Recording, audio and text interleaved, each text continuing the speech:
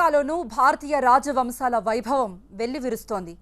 అఖండ భారతాన్ని పాలించిన రాజవంశాలకు చెందిన ఆభరణాలు, వాటిలో హైదరాబాద్కు చెందిన నిజాం ప్రభువుల వజ్రాల హారం సెంటర్ ఆఫ్ అట్రాక్షన్ గా నిలిచింది.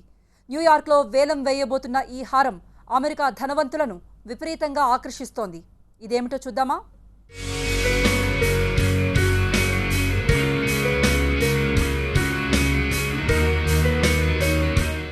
స్వాతంత్రానికి ముందు మన దేశంలో ఎన్నో సంస్థానాలున్నాయి. పలు రాజవంశాలు మన దేశాన్ని పాలించాయి. రాజులు, రాజ్యాలు అనగానే మనకి గుర్తుకు వచ్చేది వారి దగ్గరున్న ఆయుధాలు, ఆభరణాలే. ఈ రాజ కుటుంబాలు తమ దర్పానికి, ఆర్భాటానికి ప్రతీకగా ఈ సంపదను ప్రదర్శించుకునేవి.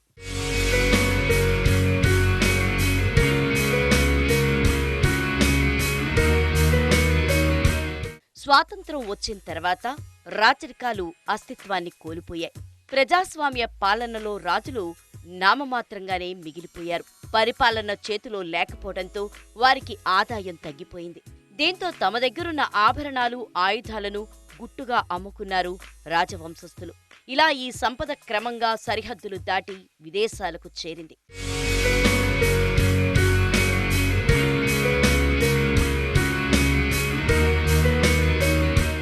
ఉత్తర భారతదేశాన్ని అత్యధిక కాలం పాలించిన మొఘలులతో పాటు హైదరాబాద్కు చెందిన నిజాం వంశస్థుల దగ్గర ఇలాంటి సంపద ఎంతో ఉంది.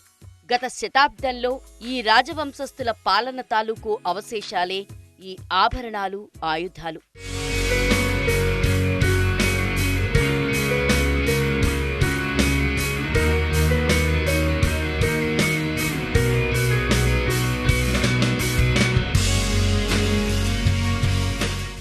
అఖండ భారతాన్ని పరిపాలించిన రాజుల ఆభరణాలు, ఆయుధాలను ఈ నెల 19న న్యూయార్క్లో వేలం వేయనున్నారు. ఇందుకోసం క్రిస్టీ వేలం భవనంలో వీటిని ప్రదర్శనకు పెట్టారు. వాటిలో హైదరాబాద్ సంస్థానాన్ని పాలించిన నిజాంల ఆభరణాలు ఉన్నాయి.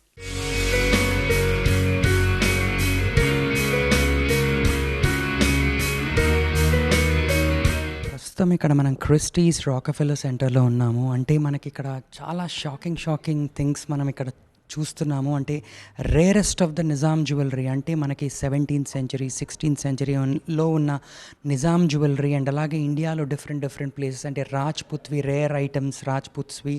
సో ఇలా ఒక కన్సైనర్ ఇవన్నీ పోగు చేసుకొని ఇక్కడ పెట్టడం జరిగింది అండ్ ఇవన్నీ సేల్కున్నాయి. So will ask more about this. Our first question is, how did this rare jewelry from India, especially from Hyderabad, come to New York? And New York ela vachai ivanni? So the jewelry was created centuries ago for the royal families throughout India, but clearly with its wealth, a considerable proportion was made for the Nizam of Hyderabad. After 1947, the royal families had less power, less income, and a number of them didn't manage their finances as well as might have been hoped. And so through the succeeding decades, there have been sales, and there have been sort of throughout the world, there have been sales. Okay, so sales in the sense did directly Nizams did the sale, or how did that happen? We have never, to my knowledge, dealt directly with the Nizam. So it has been people, he has sold to different people who have then sold maybe 2 or 3 times further. For instance, one of the pieces that is associated with the Nizam, there's a group of them which are enamelled, green enamelled vessels which have diamonds all over the surface. And they were originally sold in a sale in Habsburg Feldman in Geneva in 1987. Okay. And how they got there, we don't know, but we were that's as far as we have managed to track the provenance back.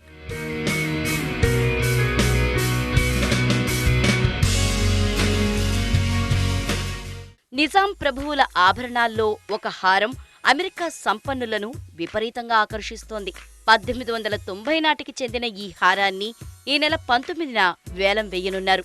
Mughal చక్రవర్తి షాజహాన్ ఉంగరం, కత్తి, మరో చక్రవర్తి జహంగీర్కు చెందిన రత్నాలతో పాటు హైదరాబాద్ హారాన్ని వేలం వేయబోతోంది Christie organisation.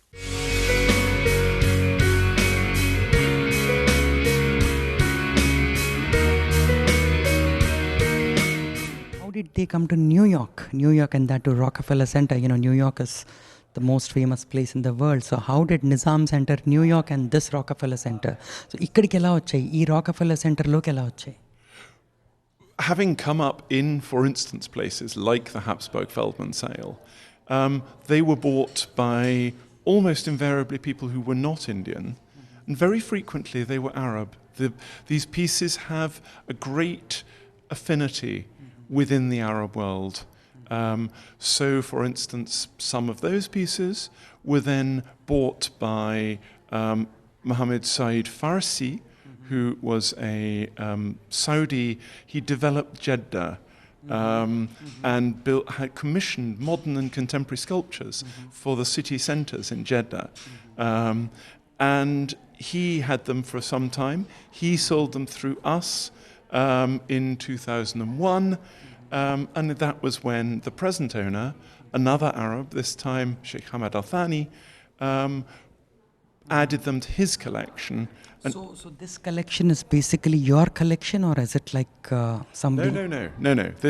We do not own anything in this collection. This all belongs to the Al Thani Foundation, and the principal there is Sheikh Hamad Al Thani.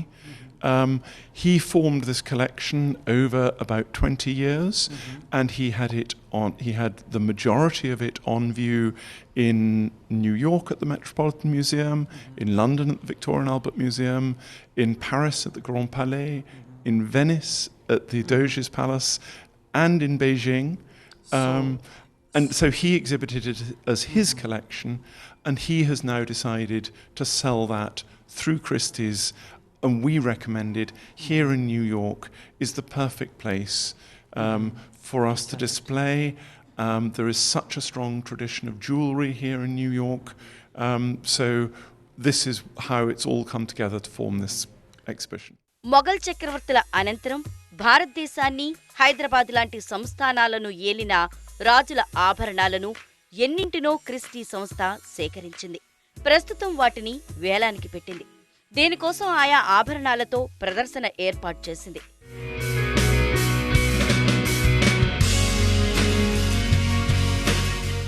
All this belongs to Al Thani Foundation. Correct. So he's collected all this jewels. So Al Thani Foundation ane oka foundation ee mottam jewelry anta collect chesi through Christie's ikkada sale chestondi New York lo. So the amount what we get out of this sale, so for what purpose would that money be used? Ante denikosam vaadtaru? Although this is astonishing, and it's the most important sale there has ever been of Mughal jewellery and jewelled objects and things to do with the Mughal court, this is a small proportion of the collection of the Al Thani Foundation. As you said, it's indifferent in Venice. So in every city you have almost the same collection, or this is the largest? No. It's the same group of pieces that came from his collection to those particular centres that is now being sold. So it went on tour. But the show in Beijing was the real eye-opener, because there was, again, these fantastic Mughal jewels. But in a second pavilion, he began to show some of the rest of his collection, which is antiquities, which is Fabergé, which is Islamic art, which is carved gemstones. It's a huge wealth of material. And so this is something like 7% of his total collection. Okay. And this is being sold because he has a new project, which is the Hôtel de la Marine, which has been given museum status in Paris, on the Place de la Concorde, and he will be developing a museum there, which will be of all the areas of his collection. 1890 నాటి ఓ హైదరాబాద్ వజ్రాల హారం సుమారు 8 కోట్ల నుండి 10 కోట్ల వరకు పలుకుతుందని అంచనా వేస్తున్నారు.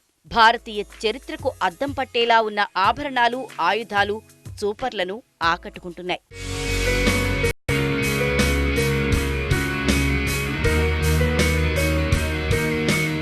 This is only just 7% of the Mughal or whatever collection he has much more. Is that what you mean?